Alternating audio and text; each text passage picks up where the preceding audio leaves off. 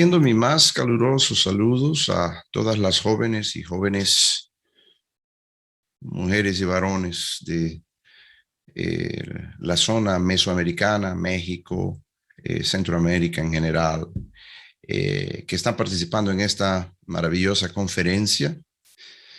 Mi nombre es Oscar García Johnson, soy oriundo de Honduras, Puerto de Tela, zona costera, y vivo en los Estados Unidos, particularmente en el sur de California, donde soy el decano académico del Centro para el Estudio de la Iglesia y Comunidad Hispana, aquí en el Seminario Teológico Fuller, su seminario, y donde también doy cátedras en el área de teología y estudios latinos.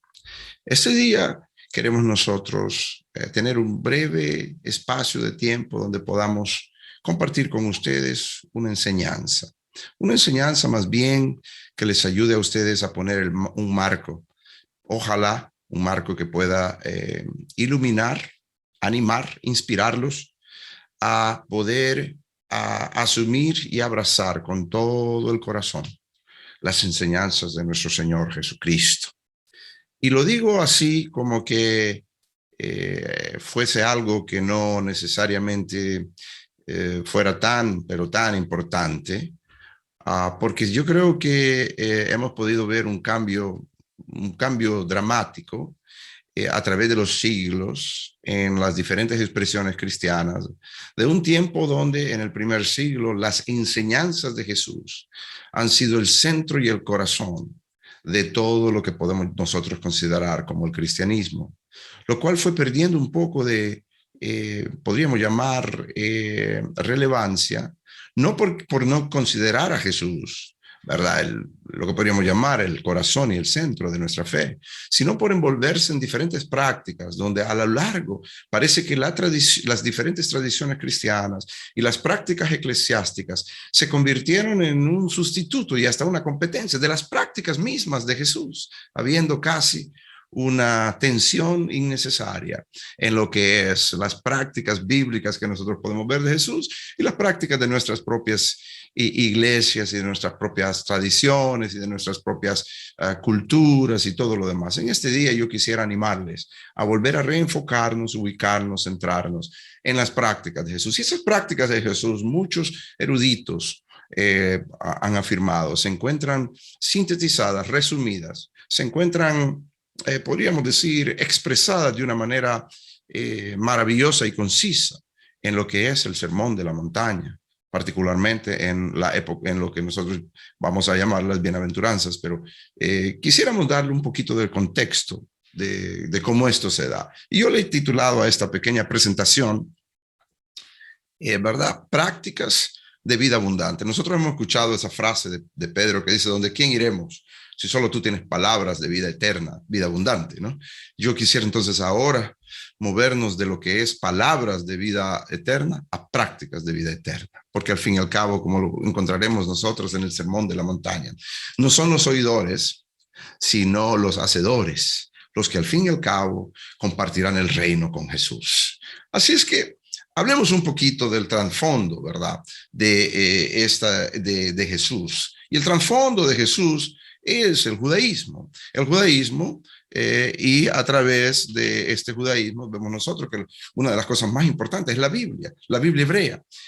Lo que podríamos llamar el Antiguo Testamento, podríamos nosotros resumirla en dos grandes énfasis, la ley y los profetas. Y nosotros sabemos, esa ley y los profetas nos apuntan a nosotros a las prácticas de limpieza cultural y religiosa que vienen desde el Pentateuco, o los primeros 5 libros de la ley, ¿no? La Torah, y van progresando hasta lo que es la literatura sapiental, lo que es, ¿verdad? Que incluye la poesía, los diferentes libros históricos y los profetas.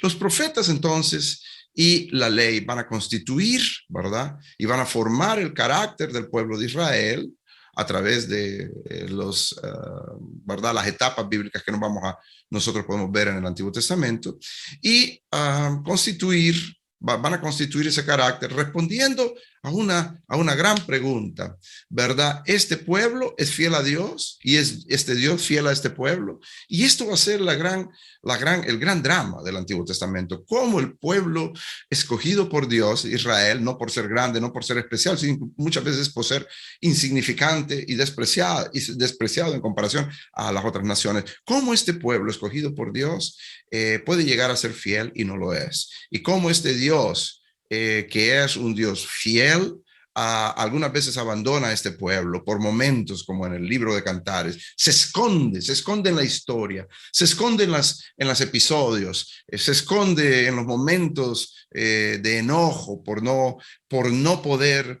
recibir de su pueblo y no poder acompañar a su pueblo, porque su pueblo está interesado en muchas prácticas que van en contra del mismo carácter que Dios ha impuesto o les ha pedido que sigan para poder formar, ¿verdad?, esa vida. Yo considero el Antiguo Testamento y veo que una de las cosas más importantes es precisamente esos pactos, ¿no?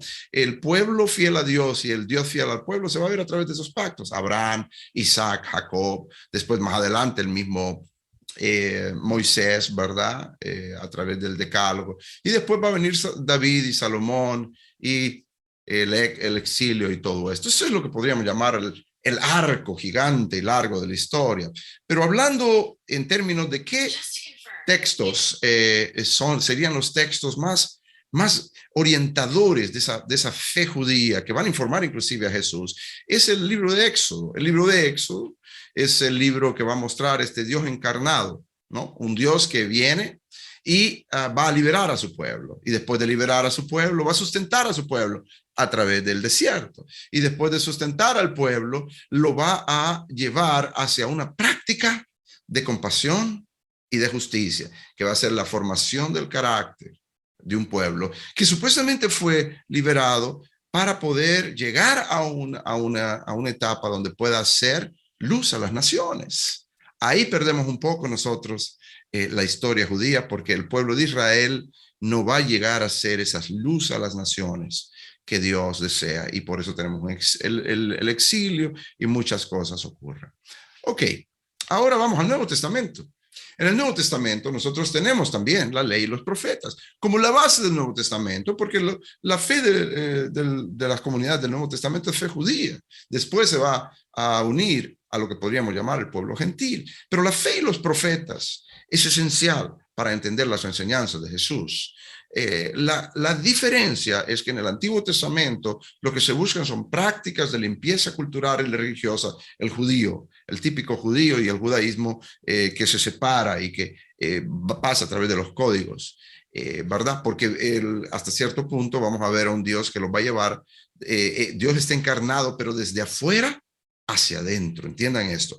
Desde afuera hacia adentro, el pueblo de Israel va a conocer a un Dios, al Dios de los cielos y de la tierra, que va a revelarse hacia ellos. En el Nuevo Testamento, más bien, vamos a ver una encarnación en otra dirección, desde adentro hacia afuera. Los suyos vino, y sin embargo los suyos no lo recibieron, y en fin, él se va a encarnar y va a habitar en medio de nosotros, Juan, y desde adentro va a empezar a revelar, ¿verdad?, la naturaleza misma de Dios Padre en el poder del Espíritu Santo. Estamos hablando de Jesús y de su vida. Entonces, mientras que en el Antiguo Testamento el libro de Éxodo es importante, el Decálogo, ¿no?, para la formación del carácter y las buenas prácticas, el libro de Mateo, principalmente el sermón de la montaña, ¿no?, 5 al 7, pero también el capítulo 25, ¿no?, que va a ser el capítulo en donde se aplican esas bienaventuranzas, y el verso 28, que es la gran comisión,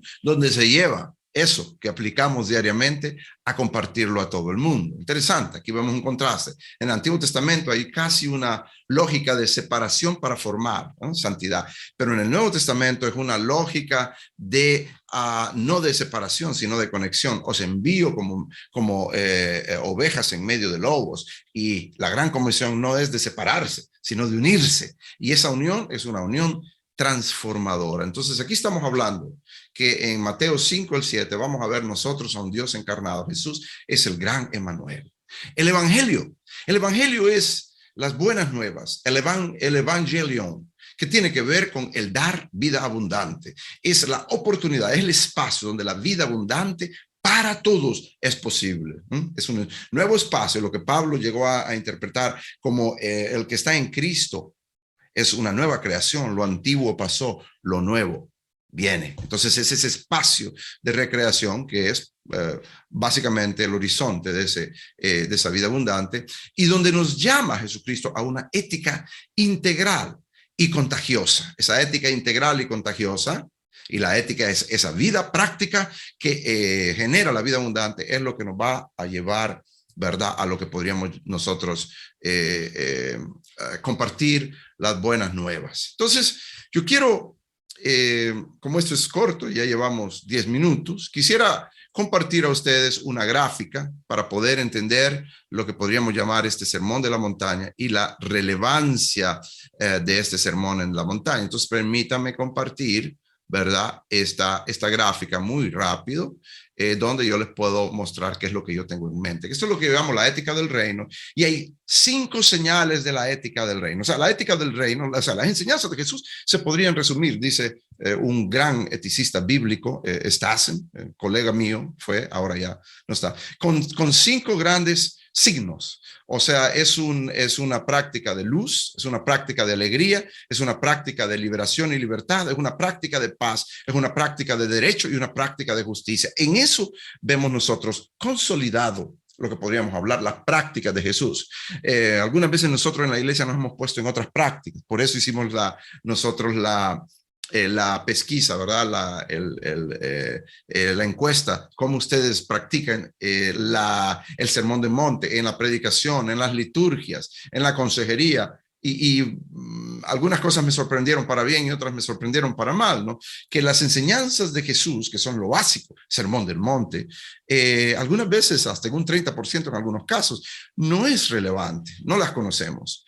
Ahí viene parte del gran problema. Pero vea, este gráfico lo que busca es llevarla a la 4ª dimensión. Espacio, tiempo y materia es lo que nosotros llamamos tercera dimensión, es donde todos vivimos. Pero hay una 4ª dimensión que es la dimensión del movimiento. ¿Cómo nosotros llevamos esto en la práctica y a través de nosotros, a través del tiempo, el espacio, nuestras casas? Y es lo que yo llamo, ¿verdad?, la hélice, ¿verdad?,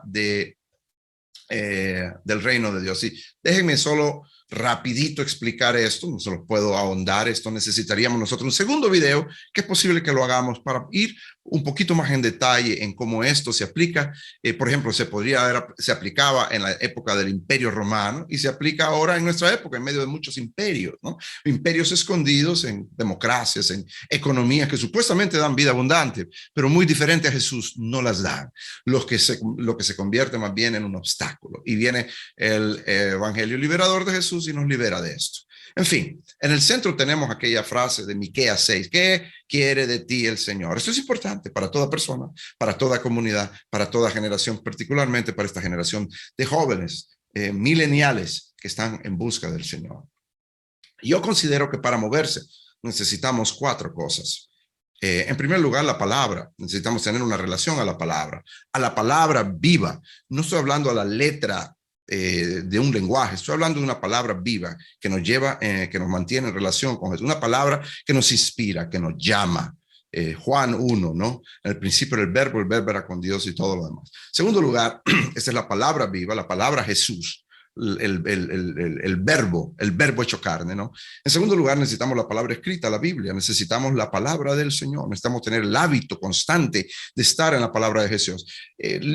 Gandhi leía el Sermón de la Montaña 3 veces al día. ¿Cuántas veces la leemos nosotros al día? ¿Cómo nos forma esto? ¿Cómo forma nuestra manera de pensar, sentir, hablar, añorar un mundo diferente? Entonces aquí la palabra es importante, pero esta palabra, si no tiene una práctica, se convierte en una esquizofrenia. Por un lado, yo pienso, esto es lo bueno, por el otro lado, no lo cumplo, entonces es esquizofrénico. La obra revela aspectos de la palabra que no podemos conocer solamente a través de la lectura lógica, lineal, no, la práctica, la praxis nos ayuda a entender el conocimiento de Dios de una manera profunda. Y por ahí encontramos nosotros la autoridad. Y la autoridad, en este caso, estamos hablando del Dios mismo que se mete en nuestras propias tradiciones, en nuestras propias familias. Dios nos habla a través de nuestras madres, abuelas, tías. Dios nos habla a través de nuestros pastores. Dios nos habla a través de un homeless que puede estar afuera. Dios nos habla, y cuando esa palabra es realmente de Dios, porque es una palabra viva, porque podemos encontrarla en la Escritura, porque nos va a llevar a una mejor obra, esta autoridad nos va a dar un cambio profundo. Aquí termino y los dejo con dos preguntas, ¿no? ¿A dónde recurrimos nosotros los cristianos para discernimiento y dirección autoritativos para vivir éticamente? Podríamos decir, bueno, a la palabra del Señor. Bueno, algunos sí, muchos sí. Pero entonces nos lleva a la segunda pregunta. ¿Cómo interpretamos apropiadamente la Escritura para vivir éticamente?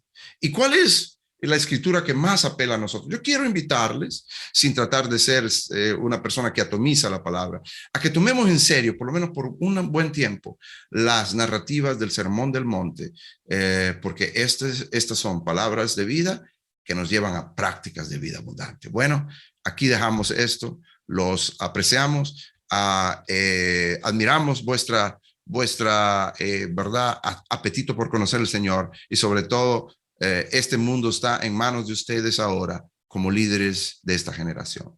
Muchas bendiciones, ánimo y adelante. Los saluda Oscar García Johnson, un colega y ojalá un aliado de todos ustedes. Bendiciones.